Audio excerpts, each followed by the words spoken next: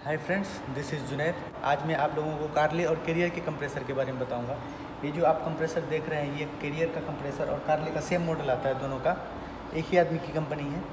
और ये जो कंप्रेसर आप देख रहे हैं, इसकी जो कैपेसिटी है ये 15 HP की है और ये लार्ज स्प्लिट यूनिट और DX टाइप यूनिट में मोस्टली यूज़ होता है। ये कंप्रेसर में 3 हेड होते हैं और हर हेड में 2 सिलेंडर होता है। ये जो देख रहे हैं इसको बोलते हैं नॉर्मल हेड। ये जो आप देख रहे हैं ये इसमें होता है डिस्चार्ज हेड। ये जो आप देख रहे हैं इसको बोलते हैं अनलोडर हेड। ये दोनों हेड जो है ये नॉर्मल और डिस्चार्ज हेड जो नॉर्मली वर्किंग में होता है, ये लोड होने के बाद तब ये वर्किंग में आता है। और इस टाइप के कंप्रेसर को सेमी हर्मेटिक कंप्रेसर बोलते हैं, क्योंकि इसका जो वाइंडिंग होता है वो अलग चैम्बर में होता है और मैकेनिकल पार्ट्स जो होता है वो सेपरेट चैम्बर में होता है। इसलिए इस टाइप के कंप्रेसर को सेमी हर्मेटिक कंप्रेसर बोलते हैं। आज जो मैं आप लोगों को जो बता रहा हूँ, आज मैं कंप्रेसर के सारे पार्ट्स के बारे में बताऊँगा और उससे रिलेटेड जो उस पार्ट्स के जो फंक्शंस हैं उसके बारे में बताऊंगा। नेक्स्ट वीडियो जो बनाऊंगा उसमें मैं कंप्लीट असेंबली के बारे में बताऊंगा। इसमें जो है 3 हेड है और ये 6 सिलेंडर होता है। इसमें 6 सिलेंडर है तो 6 पिस्टन अरेंजमेंट भी है। जो है इवोपरेटर से जो रेफ्रिजरेंट आता है वो सक्शन डोम होते हुए अंदर जाता है। इस वाले हिस्से को सक्शन डोम और फ्लेंज भी बोलते हैं। और ये इसका स्ट्रेनर है। स्ट्रेनर का 2 काम है। जो इवोपरेटर से जो रेफ्रिजरेंट आता है उसमें अगर कोई कचरा वगैरह रह गया जो सर्किट में चला गया है, वो अगर आएगा तो इसमें वो फिल्टर हो जाएगा, वो यहीं रुक जाएगा। और इसके अंदर से जो रेफ्रिजरेंट निकलेगा वो स्प्रे फॉर्म में निकलेगा, तब जा कर के वो इसके अंदर जाएगा। जब फ्लेंज को रिमूव करेंगे अंदर कुछ इस तरीके का अरेंजमेंट होता है। और ये देखिए रोटर डालते हुए, बॉडी के अंदर जो रोटर डालते हैं, ये जो हाथ में ये रोटर है और ये जो इलेक्ट्रिकल वाइंडिंग है इसको स्टेटर बोलते हैं। ये स्टेटर है ये वाला पार्ट, और ये जो रोटेट हो रहा है ये रोटर है। और रोटर के बीच में जो छोटे छोटे गोल होल्स हैं, राउंड होल्स, उससे होकर रेफ्रिजरेंट पास करता है, जिसकी वजह से रोटर का टेम्परेचर लो रहता है और वाइंडिंग को भी कूल करता है। और ये ऊपर जितने सारे होल्स हैं इस होकर के जो रेफ्रिजरेंट पास करता है। और ये जो हेड के जो है सक्शन पार्ट में आता है। ये नीचे तीनों जो आप देख रहे हैं, ये और ये तीनों जो हैं इसके सक्शन हैं। जब पिस्टन नीचे जाता है तो इधर से सक होता है, और जब पिस्टन ऊपर आता है तो ये कंप्रेस करके रेफ्रिजरेंट को जो है डिस्चार्ज हेड में भेजता है इस तरह से। सिमिलरली अदर साइड भी जो हेड है वो भी इस तरीके से वो डिस्चार्ज करके इस वाले हेड में भेजता है। ये जो है ये डिस्चार्ज हेड है और ये दोनों जो है दोनों साइड वाले हेड से जो दोनों का डिस्चार्ज आया, और प्लस ये जो 4 होल्स इसके जो बच गए, ये चारों जो है इसके सक्शन है। ये और ये जो है ये चारों इसके सक्शन है। सक्शन होने के बाद ये जो फाइनली सारी चीज़ को डिस्चार्ज करेगा। ये जो है कंप्रेसर का वाल्व प्लेट है और ये वाल्व प्लेट में जो ये ऊपर वाला जो पार्ट है इसको बोलते हैं डिस्चार्ज रेट, और अंदर में जो है इसके लगे हुए इसको बोलते हैं डिस्चार्ज वाल्व। ये डिस्चार्ज वाल्व अरेंजमेंट का प्रोसेस है। इसमें देखते हैं हम लोग कि ये बॉडी से जो है कम्प्लीटली कांटेक्ट में है या नहीं, इसमें तो कोई गैप वगैरह तो नहीं रह गया। इसको चेक करके फिर इसके ऊपर जो है हम लोग जो डिस्चार्ज रीड है उसको लगाते हैं।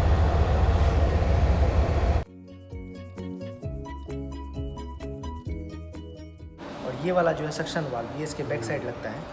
और ये दोनों जो होल देख रहे हैं आप, ये जो है मतलब वो डुअल पिन जो हेड में लगता है उसके ऊपर ये जो है फिक्स हो जाता है, ताकि एकदम एक्यूरेट पोजीशन पे रहे ये। अभी ये मैं पिन दिखाऊंगा आपको। और ये डिस्चार्ज वाल्व जो ये 2 होल हैं, ये इसी होल पिन पे ये बैठते हैं इस तरीके से। ये दोनों जो है डुअल पिन है और उसके ऊपर एक स्प्रिंग लगती है। स्प्रिंग के ऊपर जो है ये सक्शन वाल्व लग गया। सक्शन वाल्व जो है बॉडी में लगता है और डिस्चार्ज वाल्व जो है वाल्व प्लेट में होता है। और ये जो पिन जो आपने देखा, इसी पिन पे जो वाल्व प्लेट के दोनों होल्स में जाके एक्यूरेट पोजीशन पे बैठते हैं।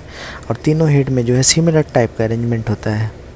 जब कंप्रेसर का जो पिस्टन जो है वो मतलब नीचे की तरफ जाता है, पिस्टन का टू एंड फ्रो मोशन कुछ इस तरीके से होता है। EDC से BDC की तरफ जाता है तो वो क्या करता है, सक्शन करता है। ये जो तीनों आप देख रहे हैं ये तीनों सक्शन है, मतलब इधर से रेफ्रिजरेंट अंदर से कंप्रेसर के अंदर से आकर के इसके अंदर जाता है। और ये वाला पोर्ट जो आप देख रहे हैं ये डिस्चार्ज पोर्ट है। जब सक्शन में जो क्या होता है, जब रेफ्रिजरेंट जब पिस्टन नीचे जाता है तो ये क्या करता है, डिस्चार्ज जो ये वाला पार्ट है इससे जो है इसको रेफ्रिजरेंट को नीचे खींच लेता है। नीचे खींचता है तो ये वाला डिस्चार्ज गेट जो है ये ओपन हो जाता है इस तरीके से। ये सक्शन हो जाता है। इसके बाद जब वो कंप्रेशन होता है तो ये वाला वाल्व जो है ये क्लोज़ हो जाता है। इधर से जब प्रेशर पड़ता है ये वाला वाल्व क्लोज़ हो जाता है और इस वाले वाल्व से वो डिस्चार्ज करता है। ये डिस्चार्ज वाल्व यहाँ से आपको दिखेगा, ये जो वाल्व है यहाँ से ये डिस्चार्ज करता है इस तरीके से। ये इसका फंक्शन है। मतलब इस सक्शन और कंप्रेशन जो है इसके लिए ये वाल्व बहुत इंपॉर्टेंट है। जब सक्शन होता है तो डिस्चार्ज वाला रीड जो है ये क्लोज रहता है, सिर्फ सक्शन होता है। जब ये डिस्चार्ज करता है तो ये सक्शन वाला जो है ये फ्लैट ये इसके ऊपर चिपक जाता है और कंप्रेस करके वो इस साइड से जाता है, इस साइड जो है ये फिक्स हो जाता है।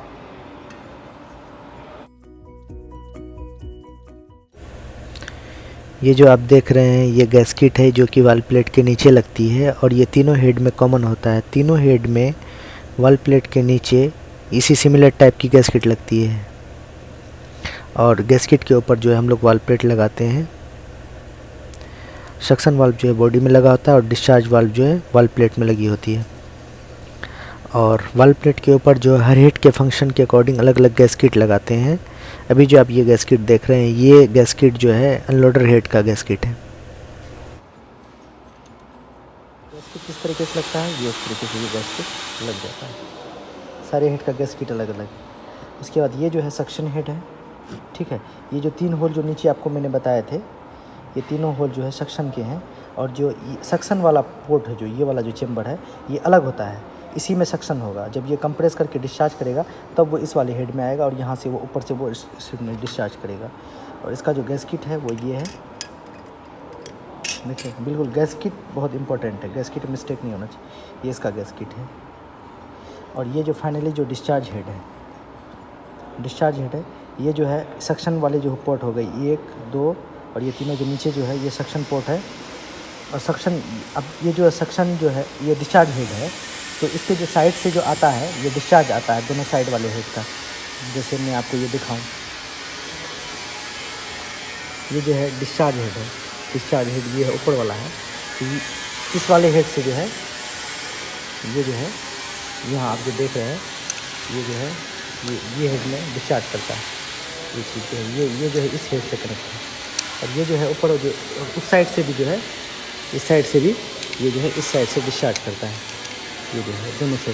तो ये जो दोनों जो डिस्चार्ज हेड है जो दोनों पोर्ट आया डिस्चार्ज का ये जो है डिस्चार्ज है। तो अब जो इसमें जो आप देख रहे हैं ये जो दोनों साइड है डिस्चार्ज वाला, ये जो दोनों साइड है डिस्चार्ज वाला, ये तो डिस्चार्ज वाला पोर्ट की हो गई ये जो पार्ट है। और ये जो है डिस्चार्ज हेड जो है ये जो है इससे कनेक्ट रहता है। यहाँ पर आप देख लीजिए ये डिस्चार्ज हेड है, ये डिस्चार्ज इस साइड से इसको डिस्चार्ज करता है, ये इस वाले डिस्चार्ज पार्ट से ये कनेक्ट होता है ना। ये आप देख रहे हैं इधर दोनों साइड से जो डिस्चार्ज है ये भी क्या करता है बाईपास करके, ये होल है ये बाईपास करके इस वाले होल में यहाँ पर डिस्चार्ज हेड में भेज देता है। बाकी ये जो सक्शन करता है फिर इसको भी साथ साथ वो डिस्चार्ज करता है, ये तीनों हेड। और इसका जो गैस्किट है ये इस तरीके से होता है, ठीक है। सक्शन पोर्ट का ये जो चेम्बर होता है ये बिल्कुल अलग होता है डिस्चार्ज पोर्ट से, दोनों अलग अलग होता है। इसमें सक्शन इसके गैस्किट में और इसके गैस्किट में बस यही फ़र्क है कि ये वाला जो पार्ट है इसमें ये एक्स्ट्रा होता है क्योंकि ये साइड वाले हेड से जो आ रहा होता है। ये जो 3 हेड हैं इसमें ये तीनों हेड जो है इसको बोलते हैं नॉर्मल हेड। इसमें नॉर्मल ये हेड हमेशा लगातार जो है ये रनिंग में रहता है। ये जो है डिस्चार्ज हेड है और ये वाला जो देख रहे हैं आप ये जो हेड है ये जो हेड आप देख रहे हैं इसको बोलते हैं अनलोडर हेड। अनलोडर हेड जो है ये इसमें सक्शन होता है फिर वापस से इसी में कंप्रेशन होकर फिर से सक्शन लाइन में चले जाता है। जब लोड ज़्यादा होता है तब जा कर के ये वाला हेड वर्किंग में आता है। ये मैनुअली ऑपरेट होता है ये हेड कि जब इसको हम लोग को इसको जो हम लोग एडजस्टमेंट कैसे करते हैं, ये जो इसमें L1 L2 L3 लगता है इसमें क्लेम मीटर लगा करके इसको चेक करते हैं। जब ये लोड पे आता है तो इसकी जैसे नॉर्मल एम्पेयर रीडिंग इसकी 27 है, अगर ये लोड पे आती है तो इसको एम्पेयर रीडिंग जो है 32 हो जाती है। और इसमें हम लोग 2 अनलोडर हेड भी यूज़ कर सकते हैं या 2 नॉर्मल हेड भी यूज़ कर सकते हैं। हम लोगों के पास ऐसा कंप्रेसर है बहुत सारा जिसमें 2 नॉर्मल हेड लगे हैं, 2 अनलोडर हेड आप अपने यूज़ के अकॉर्डिंग इसका हम लोग यूज़ कर लें। ये साइड ग्लास है, इससे हम लोग ऑयल लेवल चेक करते हैं। यहाँ पे जो है हम लोग का क्रैंकेस हीटर लगता है। क्रैंकेस हीटर का जो है बहुत इंपॉर्टेंट यूज़ है। जब सिस्टम ऑफ होता है, जब ये रनिंग में नहीं होता है तो उस टाइम में हम लोग क्रैंकेस हीटर जो है वर्क करता है कंप्रेसर के स्टार्ट होने से पहले। तो उसका काम क्या है, इसको हीट करके उसके अंदर जो ऑयल के साथ जो लिक्विड रेफ्रिजरेंट जो है उसके ऑयल के ऊपर अगर बैठ जाता है तो वो क्या करता है उसको इवोपरेट करके वापस से वो जो है सक्शन लाइन में उसको भेज देता है। जो मतलब क्रैंकेस जो है हीटर का काम ये है, ये बहुत इंपॉर्टेंट है क्योंकि लिक्विड रेफ्रिजरेंट जो है सेम पानी की तरह होता है। और अगर वो ऑयल पंप ये जो आप देख रहे हैं ये सेंट्रीफ्यूगल ऑयल पंप है, ये वाला पार्ट, अगर ये सक करके अगर वो इसको अगर ले लेगा, लिक्विड रेफ्रिजरेंट को अगर ले लेगा, तो वो जो है प्रॉपर लुब्रिकेशन नहीं होगा। इसके वजह से हो सकता है कि मैकेनिकल पार्ट जो इसके हैं वो डैमेज हो जाए। ये जो कनेक्शन है ये स्टार कनेक्शन है, और इसमें जो ये 3 जो देख रहे हैं आप, 1 2 3, ये तीनों फेज़ है जो आया है L1 L2 L3। और ये दोनों जो है, ये दोनों जो है थर्मिस्टर है। थर्मिस्टर जो है एक तरह का एक हीट सेंसर है जो कि ये वाइंडिंग के ऊपर लगा होता है, और जब ये वाइंडिंग ओवर हीट होता है तो ये जो है इसको कंप्रेसर को ऑफ़ कर देता है। जब इसको क्लेमीटर से हम लोग चेक करेंगे तो ये नॉर्मली क्लोज़ होता है, हीट होने के बाद ये नॉर्मली ओपन हो जाता है। ये वाला जो देख रहे हैं ये इसमें लो प्रेशर स्विच लगता है, और ये वाला जो देख रहे हैं ये डिस्चार्ज हेड में लगा है, इसमें हाई प्रेशर स्विच लगता है। लो प्रेशर स्विच जो है ये सक्शन वाली लाइन से कनेक्टेड है, और ये हाई प्रेशर स्विच जो है ये डिस्चार्ज लाइन से कनेक्टेड है। ये जो आप देख रहे हैं ये हाई प्रेशर स्विच, ये डिस्चार्ज लाइन से कनेक्टेड है। अब ये लो प्रेशर स्विच के लिए जो यहाँ पर जो लो प्रेशर स्विच लगाते हैं, ये सक्शन प्रेशर जब इसका कंप्रेसर का 24.95 हो जाएगा, मतलब 25 PSI से एक भी पॉइंट कम होगा, ये कंप्रेसर ऑफ हो जाएगा। ये मतलब कि 25 तक ये जो है कंप्रेसर वर्क करेगा। 25 से जैसे ही भी प्रेशर 1 PSI भी कम हो जाएगा, 24 हो जाएगा, ये इसको नॉर्मली ऑफ कर देगा। ये जो है डिस्चार्ज, इसमें हम लोग हाई प्रेशर स्विच लगाते हैं, डिस्चार्ज हेड में हम लोग हाई प्रेशर स्विच लगाते हैं। इसमें जो है प्रेशर अगर हम लोगों की जो है 390 PSI से अगर एबव होगी, ये कंप्रेसर को ऑफ करा देगा। ये दोनों जो है हम लोग सेफ्टी डिवाइस है, ये दोनों, और ये जो थर्मिस्टर है इसमें जो बताया मैंने आपको, ये थर्मिस्टर जो है इसमें जो है सेफ्टी डिवाइस लगाते हैं ताकि कंप्रेसर के वाइंडिंग को प्रोटेक्ट करे। हाई प्रेशर की वजह से ट्रिप हो जाए, कंप्रेसर ऑफ हो जाए, और लो प्रेशर की वजह से भी कंप्रेसर ऑफ हो जाए। प्रेशर का जो है क्रैंक शाफ्ट है ये। क्रैंक शाफ्ट में जो ये वाला जो पोर्शन है इसमें जो है 3 कनेक्टिंग रड लगते हैं, और 3 कनेक्टिंग रड जो है यहाँ पर लगता है, और इस वाले पोर्शन पे जो है कंप्लीट पंप लगता है। अब ये क्रैंक शाफ्ट जो है बहुत इंपॉर्टेंट है। इसमें देखिए ये जो है ये क्रैंक शाफ्ट का जो है ऑयल पंप, ये क्रैंक शाफ्ट का जो है ऑयल पंप है। पंप जो है, इस पंप को बोलते हैं सेंट्रीफ्यूगल पंप। इसकी जो प्रेशर होती है वो नॉर्मल 60 PSI के आसपास होती है। और ये जो है पंप का सक्शन है, ये पंप का सक्शन है। अब आइए मैं इसको कंप्रेसर में दिखाता हूँ आपको। ये पंप का जो है ये सक्शन वाला पार्ट है, ये क्रैंक केस से ऑयल लेता है। पंप कंप्रेसर इस तरीके से नीचे रखा होता है, ये वाला पोर्शन जो है नीचे रहता है, ये पंप का सक्शन है। और इसमें जो है ऑयल फिल्टर लगता है, और इस वाले हिस्से में ऐसे लग जाता है ऑयल फिल्टर। जो भी ऑयल पंप के अंदर जाएगा वो फिल्टर होकर के जाएगा इस स्ट्रेनर से। और ये पंप यहाँ से फिल्टर होने के बाद, और यहाँ पर ऊपर में एक होल है, आ रहा है देखिए ना, ये ऊपर में एक होल है। ये होल जो है ये पंप का सक्शन है। ये होल जो है इस वाले होल से मिलता है, ये इस तरीके से बैठता है इसी होल में, इस वाले होल से। ये इसका पंप का सक्शन है। अब ये जो पंप का जो ये सक्शन है, ये सक्शन होने के बाद ये ऑयल इसके अंदर में आ जाता है, और ऑयल को जो है वो सेंट्रीफ्यूगल प्रेशर से जो है इसकी जो PSI है 60 PSI के आसपास हो जाती है, और ये क्रैंक शाफ्ट के ऊपर लगी होती है इस तरीके से। और इसमें जो होल देख रहे हैं आप, ये इसका सक्शन है। और ये जो है इस वाले पोर्शन में ये खुद के लुब्रिकेशन के लिए, और यहाँ पर जो है अपने बुश के लुब्रिकेशन के लिए, पंप के बुश के लिए लुब्रिकेशन के लिए। और उसके बाद ये देखिए जहाँ पर भी कनेक्टिंग रड लगे हैं सब जगह जो है होल दिया हुआ है। यहाँ पर बस हो गया, यहाँ पर देखिए ये 3 होल है, तीनों कनेक्टिंग रड में लुब्रिकेशन के लिए।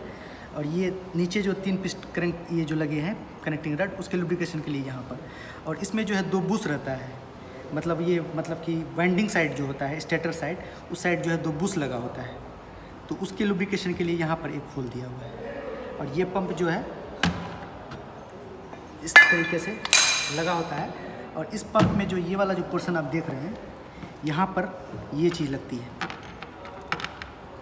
इसको बोलते हैं पंप ड्राइवर। ये वाला जो पोर्शन है वो यहाँ पर लगता है, इसमें लग जाता है, और ये एक बोल्ट की हेल्प से इसमें लग जाती है, ये इस तरीके से लग जाती है। अब जब जो मोटर जो है इसको जब क्रैंक शाफ्ट को रोटेट कराएगा, तो वो जो है पंप को भी रोटेट कराता है। देख रहे हैं आप, ये पंप के इसको रोटेट कराता है, इसकी वजह से जो है पंप वर्क करता है। और ये पंप के प्रेशर के लिए हम लोग यहाँ पर पंप का डिस्चार्ज प्रेशर के लिए ये वाला होल दिया हुआ है, इसको जो है इससे हम लोग मेज़र करते हैं पंप का प्रेशर सही आ रहा है या नहीं आ रहा, ठीक है।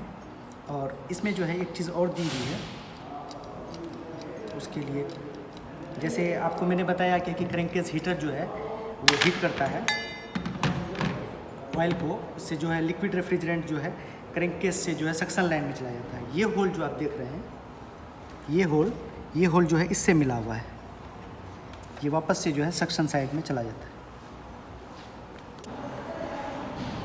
जब रनिंग टाइम में इसको जब हम देखेंगे, क्योंकि इसका डाउन साइड जो है ये सक्शन होता है, यहाँ पे 3 होल जो है सक्शन होल है और ये ऊपर पे यहाँ पे डिस्चार्ज है। जब रनिंग टाइम पे इसको हम चेक करेंगे तो ये नीचे वाले पोर्शन पे जब हाथ देंगे तो ये जो है ठंडा होगा, टेम्परेचर इसका जो है ठंडा होगा, और ये ऊपर वाले पोर्शन में हाथ देंगे तो ये गर्म होगा काफ़ी।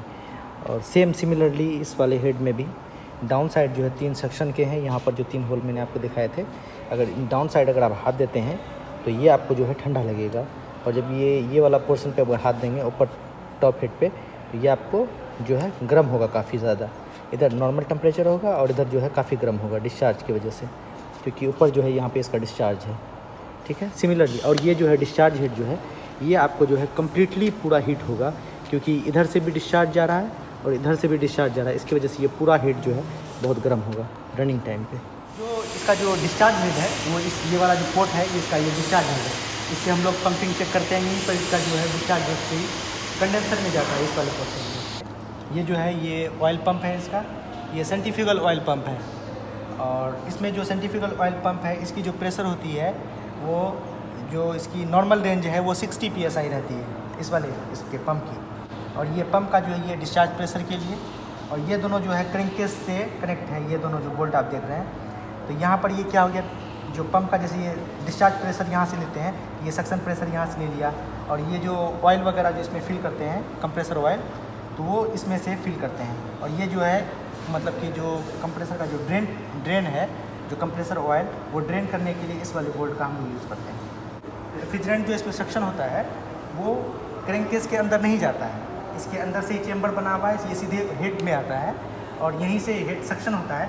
ये दोनों हेड जो है सक्शन होकर के डिस्चार्ज करके इस वाले डिस्चार्ज हेड में देता है, और यहाँ से वो ये वाला हेड भी सक्शन करके और इसमें डिस्चार्ज करता है, फाइनली डिस्चार्ज करता है। मैकेनिकल साइड देख रहे हैं कंप्रेसर के, और ये जो कॉपर का जो आप देख रहे हैं इसको बोलते हैं थ्रस्ट वाशर। इसका काम क्या है, इसका जो मेन फंक्शन है, इसका काम है बॉडी को प्रोटेक्ट करना कोई भी थ्रस्ट से। जो वाइंडिंग जब मोटर स्टार्ट होता है तो एक थ्रस्ट लगता है बॉडी की पे, जिससे कि बॉडी डैमेज हो सकता है, उसको शॉक को एब्जॉर्ब करने के लिए हम लोग यहाँ पर कॉपर का थ्रस्ट वाशर यूज़ करते हैं।